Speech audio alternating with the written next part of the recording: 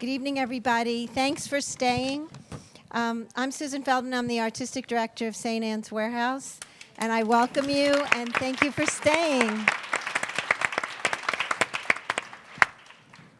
I want to say thank you and greetings to the British Council people and the Friends of the National Theatre. We've had an ongoing relationship with both organizations for a couple of years. This is our second project with each of them. It's very meaningful for us to have this production here, obviously, and I really want to just say thank you for staying, welcome you, and to turn this right over to Kirsty Lang. Thank you very much. Thank you, Susan. Is this on? Hello? Can you hear me? Yeah, okay, great. I have a pretty loud voice anyway. I'd like to thank St. Anne's Warehouse and indeed the British Council for bringing this extraordinary show across the Atlantic. I saw it just over a year ago at the Young Vic Theatre in London. It was powerful then. It is even more powerful now. And I just wish that all our political leaders could see this play. I have the two playwrights with us tonight, and yeah.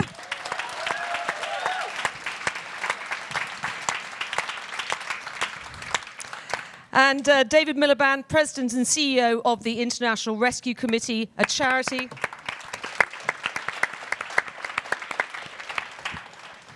And for those of you who don't know, it is a charity which specializes in helping refugees and people whose lives have been shattered by conflict and disaster. And it operates a refugee resettlement program in 28 US cities. The two playwrights, Joe Robertson and Joe Murphy, crossed the channel from Britain to France in 2015 to volunteer in the Calais refugee camp. They spent 7 months there until the bulldozers moved in, and in that time, they set up a theatre inside the camp known as the Good Chance Theatre. And I want to start by asking both of you, actually, I mean, most people when they go and volunteer in a refugee camp, they provide shelter, or as we saw there, or food, or warm clothes, but you set up a theatre.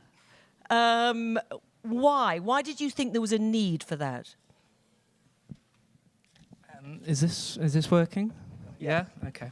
I suppose the first thing to say is that it wasn't actually our intention to go to Calais in the first place. It was actually our intention to go to Munich. It was 2015. It was, I think, August, and Angela Merkel and Germany had just made this unilateral decision to welcome Syrian refugees. And it was just after the photograph of Alan Kurdi, the young boy whose photo we saw in the play, had been published worldwide. And suddenly there was this fervour from normal people, actually, not just large NGOs, but normal people who wanted to try to do something. And we fell into that category, I suppose, but didn't really know what to do. We just finished writing a play up in Manchester, had a bit of spare time on our hands, and so we headed to Munich, but went through Calais.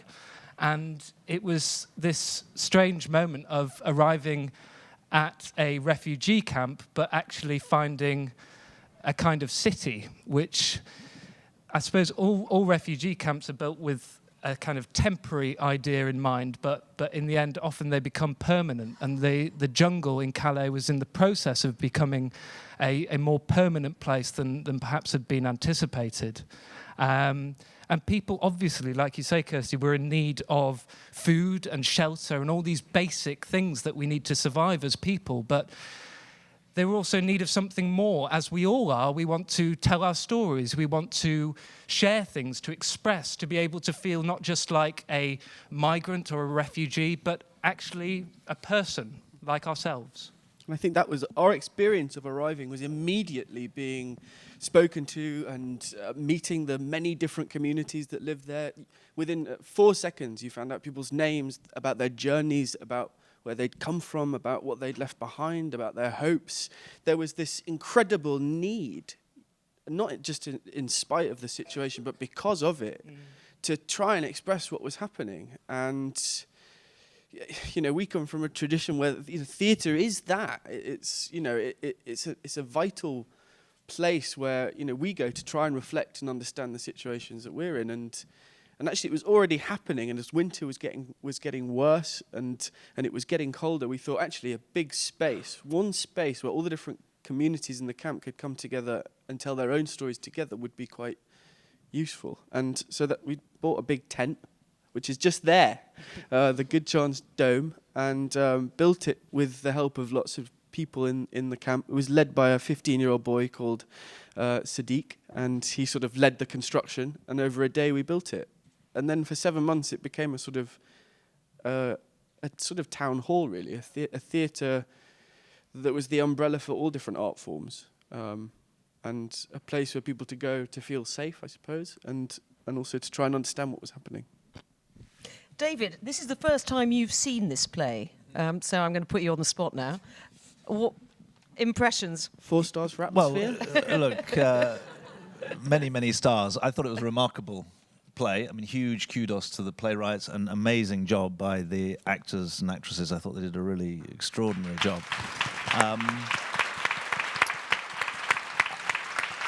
I think what I really appreciated about it was that it was unsparing. It didn't pretend that everyone was doing the right thing all the time. It was unsparing, but it was also human. And the biggest challenge that we face, we're a global organization that's working with 12,000 staff in 190 places around the world, as well as across the US.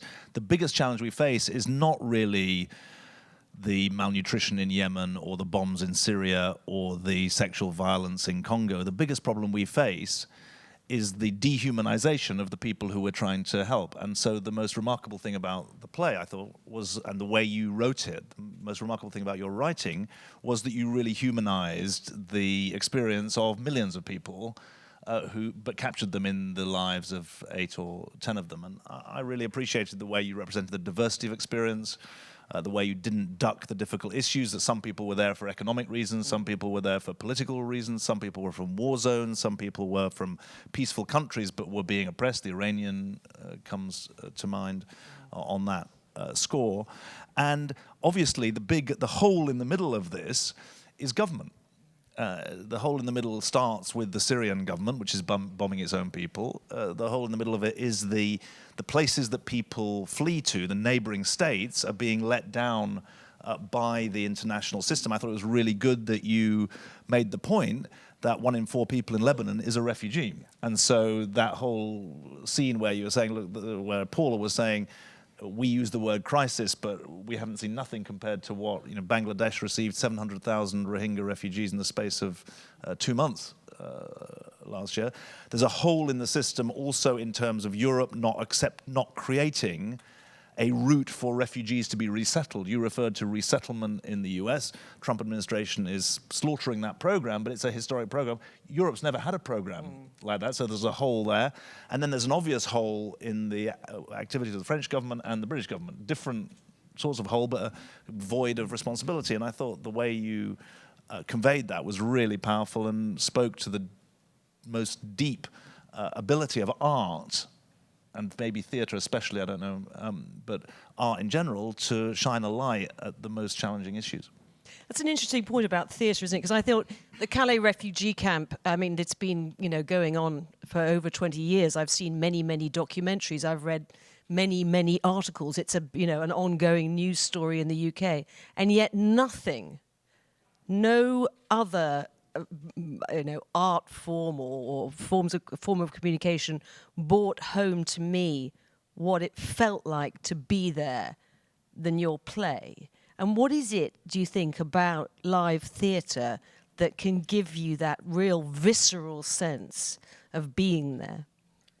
There was this curious thing that happened in the Dome in Calais, right towards the end of our time there, when the eviction was happening, and the scene we depict at the beginning when the court case is underway, and there was we took the French government to court, and we'd done theatre workshops every night and every day for 7 months. And, for some people, they don't want to write a poem. They want to, they want their food and they want their shoes. But we decided to have a sort of jungle on trial mock court case to mirror what was happening in the court in Lille. And we had masks for people in case they didn't want their... And actually, people we'd never met before heard about it, and they came in and they took their stand on the and there with a little Afghan boy who was 12 with a judge's hat on, and he sort of organised proceedings. And these these grown men and women came and they stood and they gave evidence in support of the fact that the jungle should be destroyed, or against it, and they talked about their experiences.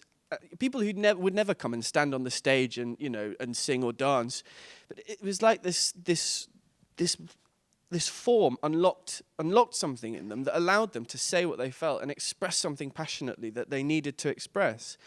And there's a reason we had to have this play in a cafe like this, where there were big discussions and debates at really difficult moments, and it's because it is human, and this discussion, this debate that we're all having now about movement and migration should take into account the difficulties, but also the humor, and also the multifaceted human tapestry that is this crisis.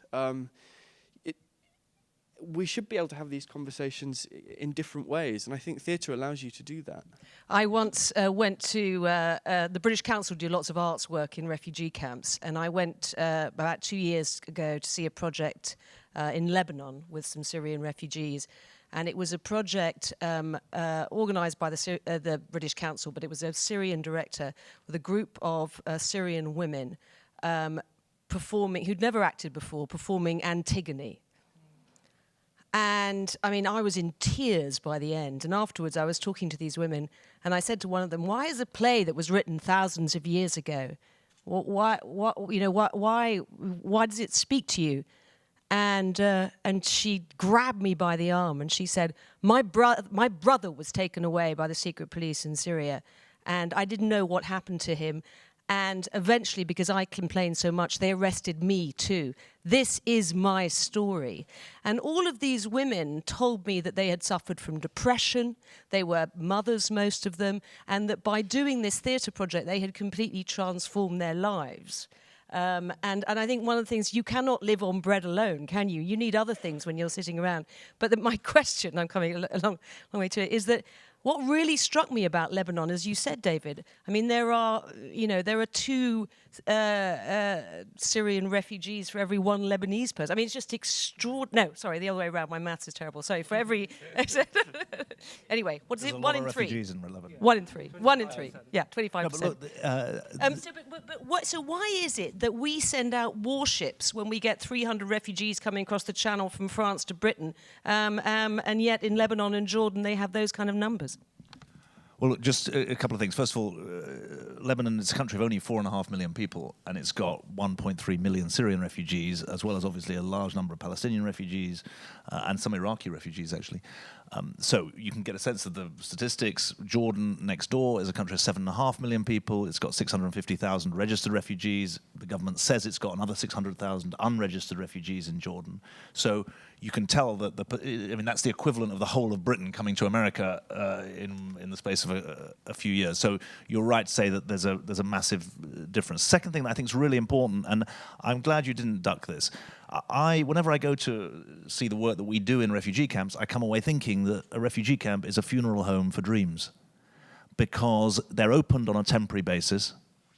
The largest refugee camp in the world was called Dadaab. It was in eastern Kenya. It was opened in 1992-93 as a temporary refugee camp for Somali refugees, and it's still there 25 years later. People are having children in the camp, so 1 in 4 people in the camp were born there. And if you look at the camps in northern Thailand, you've got a similar syndrome. And the interesting thing about the modern refugee crisis is that most refugees are not in camps. And at one point you have a line, the only line I disagreed with in the thing, or maybe it was I wasn't about to put up my hand and say, no, that's wrong, but a point of information. But when he says they've got nowhere else to go, And the truth is 60% of refugees are in urban areas. So they're in Istanbul, they're in Beirut, they're in Amman, they're in Mafraq, you said to me, in northern Jordan, a town in northern Jordan that's doubled its size, next door to a refugee camp. There are risks in urban areas, but there are also massively more opportunities. And if I was a refugee myself, in some ways, anyway, let's not go into that. For those of you who are following British politics, but I know that you'd want to get out, because for all its risks, an urban area, a city, offers you the chance to make something of yourself. And the tragedy is that so many places are not following the example of Uganda or even of Jordan in some ways, of allowing refugees to live in cities, of allowing them to work, and you're in this vicious cycle. I can't now remember what the question was. Actually, I want to move. Why is there moral panic in Western countries? Because we, first of all, forget how lucky we are. Secondly, we are misled to see.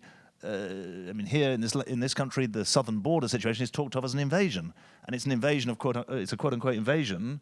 The president says of 8,000 people who are marching from 1,000 miles away, and so that is the definition of a moral panic, because you lose your moral bearings, and that's what happens when newspapers print front pages about the dangers that are presented, without ever wanting to get into a situation. One of my jobs is to say we should be clear that you have an appropriate test of whether someone is a refugee or not. If it's not safe for them to go home, then they qualify as a refugee.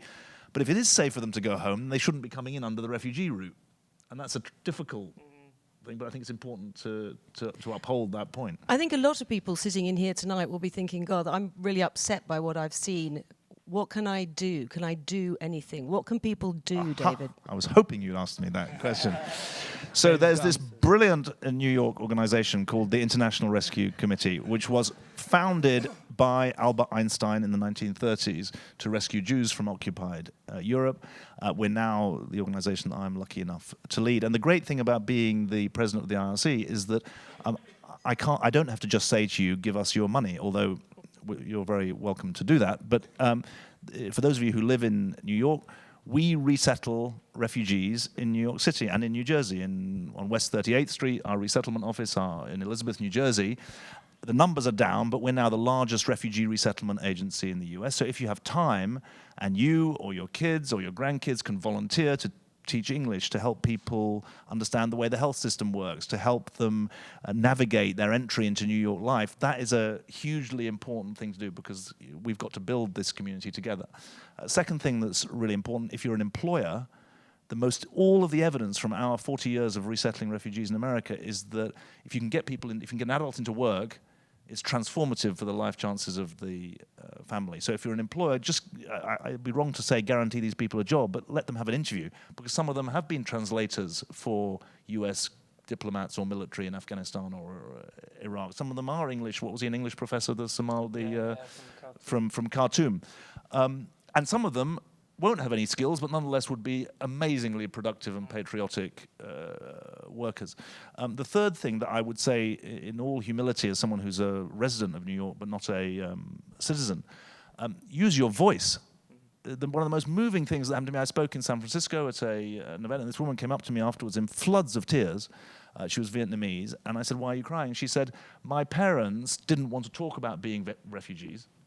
And I think the story that you've told of how America is turning its back on the global refugee population is in part made possible by the fact that we haven't talked about who we are, where we come from, what our story is." And she said, "I'm vowing to you, I'm going to tell my story." And in a New York audience, a lot of people have a refugee story in their own history. But tell that story, or stand up for the idea that Lady Liberty is standing there saying, "Bring me your poor and huddled masses." One of the things that makes this country great is that refugees are able to come here. And so please feel that there are things you can do as well as money you can give.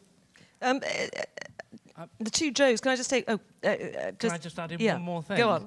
I'm very aware that we're sat in a theatre, so some of you might be artists, and I'd just like to make a pitch for the importance of culture in this discussion. Since Calais, where MSF, Médecins Sans Frontières, were working and would send people who were suffering with PTSD to the theatre, to just be part of the community of the theatre. And more recently, our work in Paris and soon in Athens, where people are arriving, like David said, in urban areas, which, although very different to camps and in many ways less challenging, still present the challenge of arriving in a new place. But culture is a name badge. It's your identity. It allows you to introduce yourself and stand for yourself. And I'd say, if you're an artist and you're here tonight and you're thinking, what can I do in New York or America to help people who've just arrived, think about culture.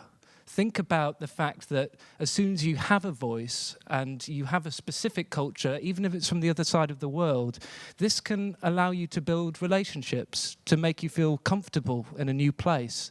And although that can sometimes sound a bit fluffy, it's actually the most human thing that is going on in anybody's head and heart.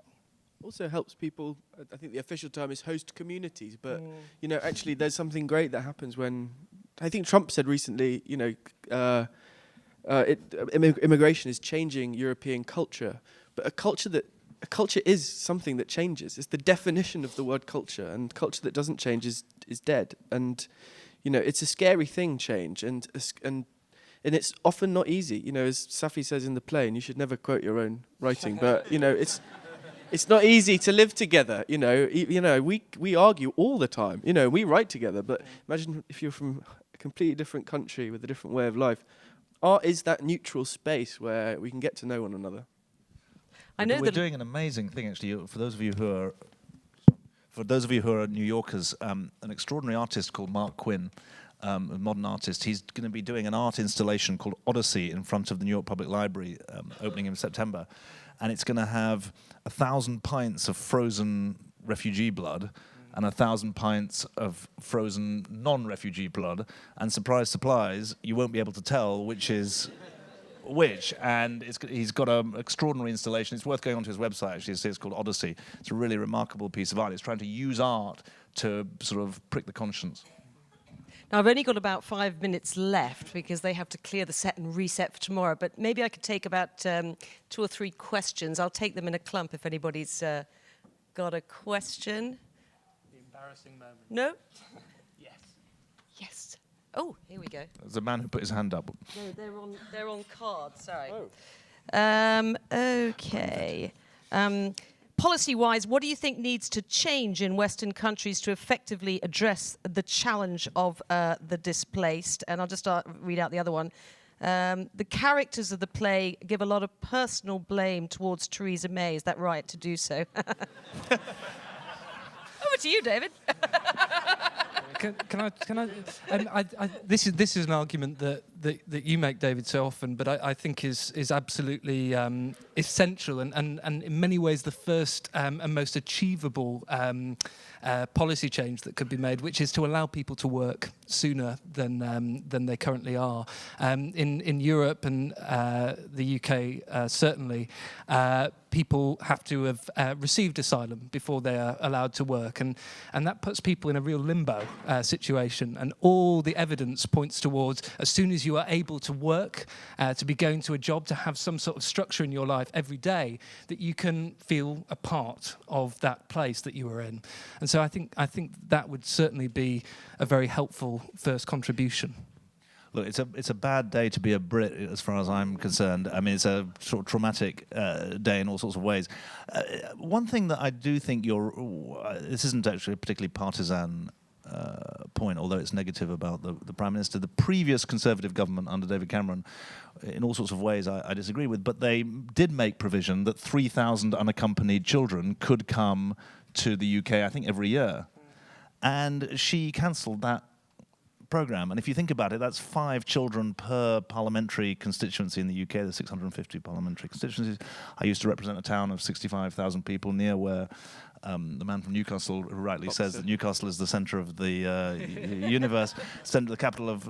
no one's going to tell me that 5 unaccompanied kids is going to sink South Shields.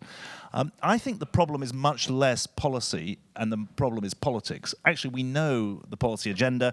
I mean, on policy, you're right to say that you should process asylum claims fast. In Germany, it's now 8 to 10 weeks to process an asylum claim. If you're doing that, then saying you've got to wait 8 weeks till your claim's processed and then you can go and work, if you're allowed to stay, it's different than if you've got 4 years, which is the situation here, before people get their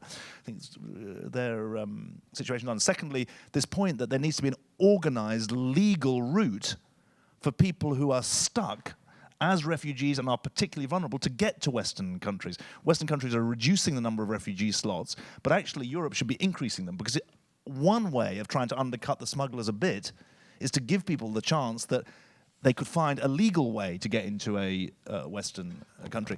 The biggest thing that we've got to do is to turn the politics on overseas aid, because it's the Lebanons, the Jordans, the Kenyas, the Ethiopias, the Bangladeshis.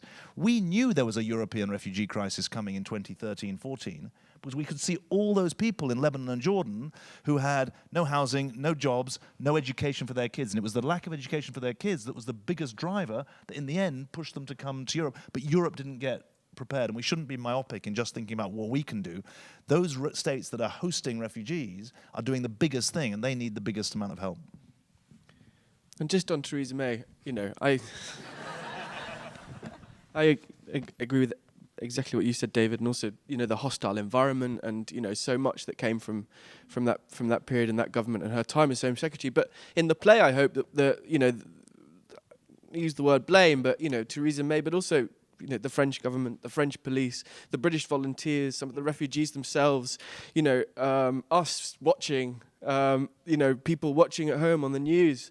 It's the word is not blame, it's responsibility, which we all have. And, I hope we try and spread that as far and wide as it possibly can be spread. Very, very quick question from the audience there. For all of us who don't know much about the whole refugee world, as we've seen tonight, tell us a little bit about the UK. Why is the UK this objective that all these refugees are going towards when they're going to Germany, France? So Why is the UK such a marvelous place? why don't they seek How asylum long have in you got? France? You're saying why do they want to cross the channel to Britain? Can I answer that very simply? It isn't really. The vast majority of people who've entered Europe in the last 5 years to ever don't want to go to Britain. You'll know the percentages. Like 97% want to go elsewhere. Germany, France, Italy, Spain, Sweden. A very, very small amount want to go to Britain for actually quite practical reasons often, because their family, they might have family in the UK. They might speak English, either because they come from a country that used to be run by Britain, or because the cultural power of the English language around the world, because they have grown up culturally with the music. There are so many reasons, often very practical, but the important point is that actually the vast majority of people don't, and that's a very small amount, really. I remember having a conversation with somebody in Calais who was from Iran, who said, I said, why do you want to go to the UK? And he said, well, I really love Sting, and I really like the Beatles, and I really, really like the Rolling Stones. And I've grown up with British culture. I feel, in a weird way, like I already live in England. So there's a cultural bond that I think we sometimes underestimate between the countries that we're talking about. Sting, of course, came from North Tyneside, not from South Shields. From Wallsend, exactly. Just so, without, it's a bit late for facts, but 100,000 asylum claims in France last year, 40,000 asylum claims in the UK last year. However, there's part of the UK's history that means it's a place that people want to come to. So the pre-Second World War attitude of the UK wasn't great, but the Kindertransport brought 10,000 children to the UK from what was then Czechoslovakia at a time when the St. Louis was being turned back from the US. My parents actually benefited not from the Kindertransport, but were refugees during the war and after the Second World War. And so that heritage and that history continues to mean that in some parts of the world it's still seen as a bastion of civilization and common sense. And it will be a tragic turn if over the next 10 or 15 years we turn our back on that history, because actually the numbers, when you bring it down to the human scale, the numbers are small, not just in comparison to Jordan or Lebanon or Kenya or Uganda, but in comparison to the size of the country. Yeah, and I think we were a little bit glib about it, but that's really important. You know, before, there was only one person who said sting, but the vast majority of people we spoke to said, when we said why, said human rights, education, democracy, Dignity. freedom of expression, things that we, at that point very much took for granted. And it's the brand that Britain trades on all around the world. Oh, okay. Quick question. I just have a question about your creative process, like writing together.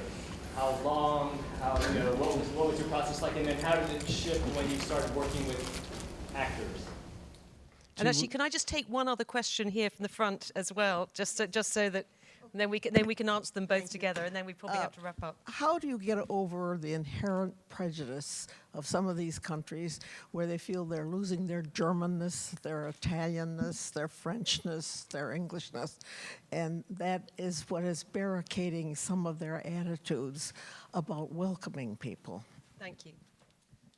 On the creative process, well, nothing is fixed, but two important words: Google Docs. Very, very helpful. We often sit sort of opposite each other, eyeball to eyeball, going, "Ooh, what are you thinking?" And then we go down to Google Docs. You can delete a line before he's even finished writing it. It's true. Does that a lot to me, and sometimes we'll go away and write a scene separately and then swap over or back and forth. But the casting of this play was, I think, the most important moment, and filling the room that we workshopped and rehearsed in with the most brilliant people with experience of these stories, either themselves or in their families, and the directors creating an atmosphere of absolute collaboration. And we would come with scripts which would then change and develop, and people would add their humanity, and it sort of grew out of that joint effort, really. I mean, a great example of that is Milan, who sits and plays the guitar during the first one of the first sequences in the play. He might be in the room. Is Milan here? Maybe not. But he came up just before we transferred into the West End of London, and said, "I really want to tell a little bit of my story." And he told us about playing the guitar for the police at the Serbian border, and that it was that let him through. And that really, in a nutshell, is how the whole process has worked. We've really functioned as a massive team. I think there are people in the company. I think we're from 10 different countries, maybe 11. We're a real symbol of the globe, and the process has been open. And really, for us, our job has been, obviously writing, but sort of curating different experiences in a way. I've got a very interesting answer about my creative process if you ever want to ask me about it. But one thing for you guys, I hope you turn this play into a screenplay for TV. I think it would be really, really powerful. I think for the UK certainly, but also more generally. Just in answer to your question, which was why do people feel that they're losing something? And I think that we've got to recognise, first of all, let's look at our own communities. I mean, this country is one which has been built by immigrants and refugees, yet for some US citizens it's a threat, not an opportunity or a responsibility. Secondly, I think we shouldn't talk ourselves into the idea that somehow those of us who think we should do the right thing are a tiny minority. We find across the US, even in some of the toughest places where the governor of Texas might be standing against having any refugees, if you resettle refugees in Dallas or Houston, people come out and support them. So let's not talk ourselves into minority status. Thirdly, I think the biggest thing, and the politics of this, the biggest thing is that people want to know whether or not government has got control of the situation. If they think the government knows what it's doing and is able to pace it, organize it, run it efficiently, then I think you've got a chance of winning the argument. If they think that if the argument about whether or not you're having change goes with an argument that the change is becoming unmanageable, then you're in a very difficult situation. If you think back to your election in 2016, it was the conflation of the 90,000 refugees issue, which was the Obama administration's commitment, itself half of what Ronald Reagan did, less than half of what Ronald Reagan did in the early 1980s. But it was the conflation of that refugee issue with the quote-unquote 11 million undocumented issue. And when the immigration issue and the refugee issue become confused, it's very, very hard to serve either the immigrants or the refugees. I'm afraid that's all we've got time for. But Joe Robertson, Joe Murphy, and David Miliband, thank you very much.